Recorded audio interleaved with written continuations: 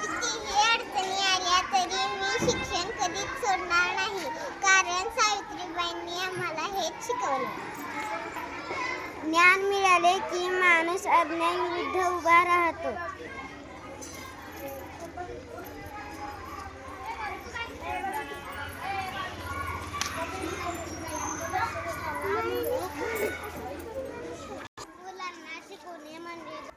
मुलांना शिकवणे म्हणजे 2 पिढ्यांचे घडवणे. शिक्षणाने समाजाची प्रगती होते. शिका करणार शिक्षक हाच तुमचा खरा दागिना आहे.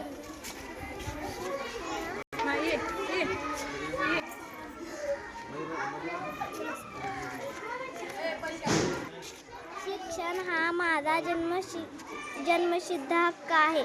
मी शिकणारच व शिकवणारच. शिकणे हा माझा जन्मसिद्ध हक्क आहे आणि मी शिकणारच. सावित्रीबाईंची जन्म 3 जानेवारी. सावित्रीबाईंनी शिकवले की शिक्षणानेच अज्ञान दूर होते. स्त्रियांनी शिकावे आणि शिकावे हा माझा सावित्रीबाईंचा. माझे जीवन धैर्य, संयम आणि सेवा भावनेचे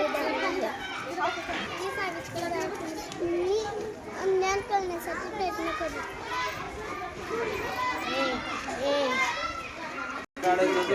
शिकणे हे प्रत्येकाचा हक्क आहे हे मी समाजाला पटवून दिले. ज्ञान मिळाले की माणूस न्यायाविरुद्ध उभा राहतो हे मी दाखवून दिले. शिक्षण म्हणजे समाजाची प्रगती हा सावित्रीबाईंचा संदेश आहे. कितीही